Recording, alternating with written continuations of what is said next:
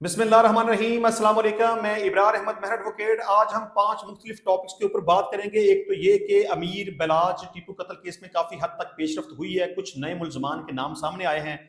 बलाज टीपू के कत्ल केस को थोड़ा सा डिस्कस करेंगे। और दूसरे नंबर पे पाकिस्तान में फ़लस्तीन का झंडा लहराना एक जुर्म बन गया है। ये आज क्या मामला पेश आया, इसके ऊपर भी बात करेंगे। और इसके अलावा शेर अफजल मरवत ने यह कहा कि सुन्नी इत्तेहाद कौंसिल से इत्तेहाद करना हमारी बहुत बड़ी गलती थी और इसका हमने बहुत खमियाजा भुगता। ये क्या मामला, इसके ऊपर भी बात करेंगे। इसके अलावा पंजाब के गवर्नर का नाम ऑलमोस्ट फाइनल हो चुका है, तो पंजाब में कौन गवर्नर आ रहा है, इसके ऊपर बात करेंगे। इसके अलावा पाकिस्तानी बैंस ने एक आलमी रिकॉर्ड कायम कर दिया है। क्या रिकॉर्ड कायम किया, इसके ऊपर भी बात करेंगे। सबसे पहले हम अमीर बलाज के केस को डिस्कस कर लेते हैं। इस केस का थोड़ा सा पस मंजर आपको बता देता हूं, ऑल्दो कि आप इस केस के बारे में पहले काफी कुछ जानते होंगे, लेकिन ये मामला 19 फरवरी 2024 का है कि जब बलाज टीपू एक शादी की तकरीब में मौजूद था। जब शादी खत्म होने के बाद वो वापस निकला तो इस दौरान वो दीगर लोगों के साथ गपशप लगा रहा था, सेल्फी वगैरह बनवा रहा था कि एक शख्स आया, उसने अमीर बलाज टीपू के ऊपर हमला किया, उसके ऊपर गोलियां चलाई, जिसके नतीजे में अमीर बलाज का कत्ल हो गया और इसके साथ खड़े 2 लोग जख्मी हो गए, उनको भी गोलियां लगी। उसी वक्त अमीर बलाज के जो गार्ड्स थे उन्होंने उस हमलावर के ऊपर हमला किया, उसके ऊपर गोलियां चलाई और जो हमलावर था वो भी मौका पर ही दम तोड़ गया। पुलिस ने उस वक्त तकरीबन ऑलमोस्ट 4 लोगों को गिरफ्तार किया, तफ्तीश का अमल शुरू हो गया। अमीर बलाज के बहुत ही करीबी दोस्त एहसन शाह के ऊपर भी पुलिस को शक गुजरा, तो पुलिस ने उसको भी गिरफ्तार कर लिया। अब पुलिस की तफ्तीश के मुताबिक एहसन शाह, जो कि अमीर बलाज का बहुत करीबी दोस्त है, वो उसके कत्ल में पूरा पूरा जिम्मेदार है।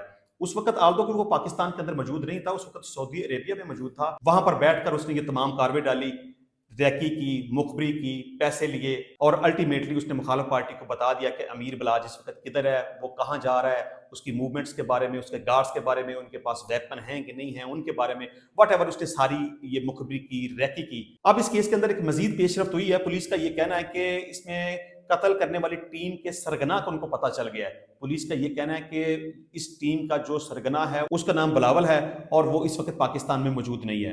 यानी जिस दिन कत्ल हुआ उसके वेरी नेक्स्ट डे वो सियालकोट एयरपोर्ट से दुबई चला गया। उसके ड्राइवर को गिरफ्तार कर लिया गया है, गाड़ी को कब्जे में ले लिया गया है, लेकिन बिलावल चूंकि इस वक्त पाकिस्तान में मौजूद नहीं है तो इंटरपोल के जरिए उसकी गिरफ्तारी की पूरी कोशिश की जाएगी। तो ये एक थोड़ी सी अपडेट थी अमीर बलाज के केस के हवाले से। अच्छा, दूसरे नंबर पे बात करते हैं। जिस तरह मैंने कहा कि पाकिस्तान में फ़लस्तीन का झंडा लहराना एक जुर्म बन गया है। देखें, फ़लस्तीन के इस वक्त जो हालात हैं वो किसी से ढके छुपे नहीं है। ये एक अलग बात है कि पाकिस्तानी मीडिया उसको कवरेज प्रॉपर तरीके से नहीं दे रहा, ना इलेक्ट्रॉनिक मीडिया उसके ऊपर बात करता है, ना प्रिंट मीडिया उसके ऊपर बात करता है, ना उसके ऊपर किसी किस्म का कोई प्रोटेस्ट होता है, ना कोई एहतजाज होता है, ना कोई इस हवाले से कोई बात करता है, वट एवर जो कुछ भी है। लेकिन इस वक्त फ़लस्तीन के हालात इतने बुरे हैं कि आप उसके बारे में तसव्वुर भी नहीं कर सकते। इसराइल इस हद तक बदमाशी और गुंडागर्दी के ऊपर उतरा हुआ है, इतने बुरे तरीके से फ़लस्तीन के ऊपर हमलावर है, वहां पर बम फेंक रहा है और फ़लस्तीन को तकरीबन बर्बाद करके रख दिया है।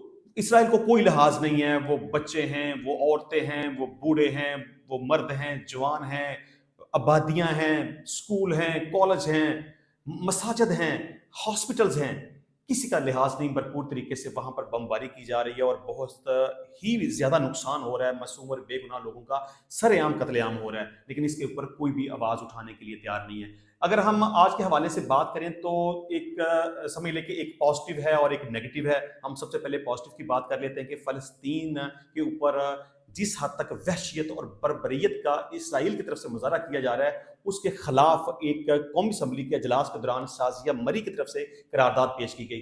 पर करारदाद मुतफिका राय से मंजूर कर ली गई।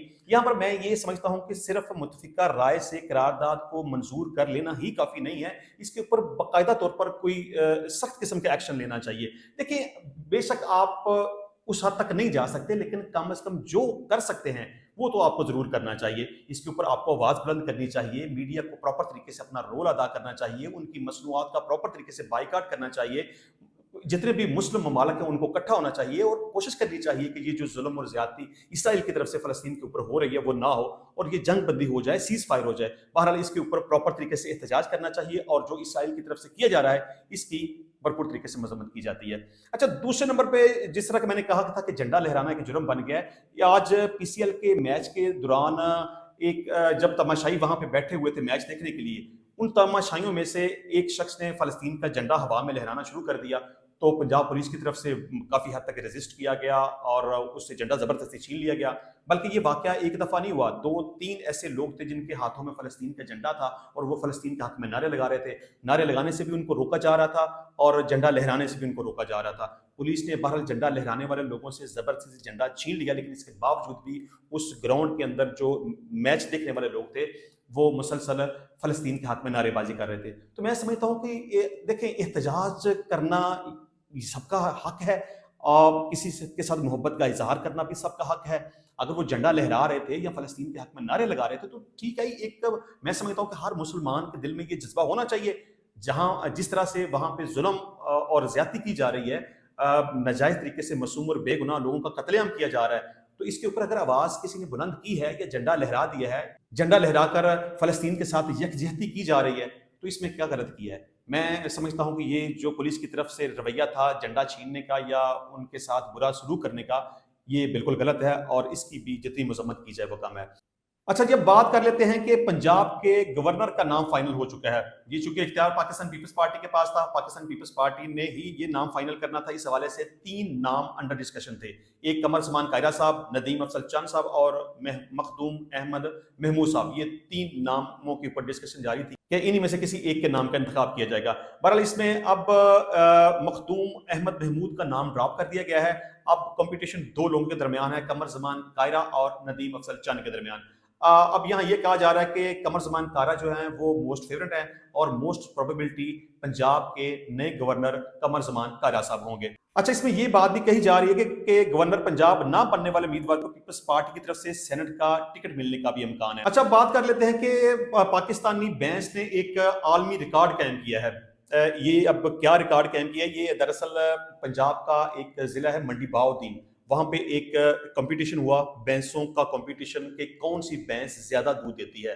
तो एक भैंस का जब दूध निकाला गया तो उसका दूध निकला 37 किलो 50 ग्राम। आप ये कह सकते हैं कि इंटरनेशनल लेवल पर सबसे ज्यादा दूध पाकिस्तानी भैंस ने दिया है। इससे पहले ये रिकॉर्ड इंडिया की भैंस के पास था। इंडिया की भैंस ने 32 किलो दूध दिया। पाकिस्तान के पास ये रिकॉर्ड मौजूद है 37 किलो 50 ग्राम। ये एक इंटरनेशनल रिकॉर्ड है पाकिस्तानी भैंस के पास। बहरहाल इस हवाले से बड़ा जश्न मनाया गया, सेलिब्रेशन हुई। गुजरांवाला के अंदर एक तकरीब मुनक्कद की गई। उस भैंस के मालिक को 1 लाख रुपए नकद इनाम और शील्ड दी गई। अच्छा जी, अब बात कर लेते हैं कि शेर अफजल मरवत साहब ने ये कहा कि सुन्नी इत्तेहाद कौंसिल से इत्तेहाद हमारी गलती थी जिसका हमने खमियाजा भुगता। शेर अफजल मरवत ने कहा कि 2 फैसले गलत हुए जिसकी हम भारी कीमत अदा कर रहे हैं। पहली गलती उस वक्त हुई जब इमरान खान ने जमीयत उलमा इस्लाम शिरानी ग्रुप की पार्टी से अलायंस का कहा और किसी सूरत में बल्ला जाता है तो बतौर मुतबादल शिरानी साहब की पार्टी की शक्ल में रहे।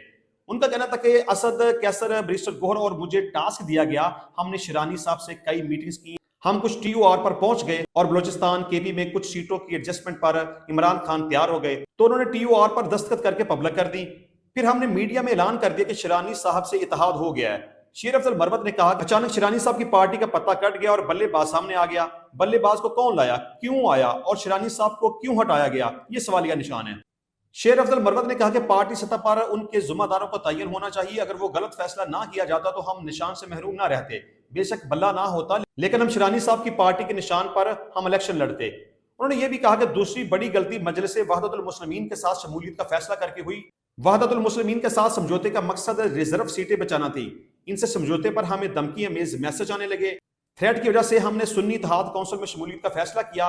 इन गलत फैसलों की वजह से हमने 80 से ज़ायद सीटें खो दी। तो ये थी जनाब शेर अफजल मरवत साहब की आज की स्टेटमेंट। तो इंशाल्लाह मिलते हैं नेक्स्ट टाइम नई वीडियो में नए टॉपिक के साथ। तब तक के लिए इजाजत दीजिए। अल्लाह हाफिज।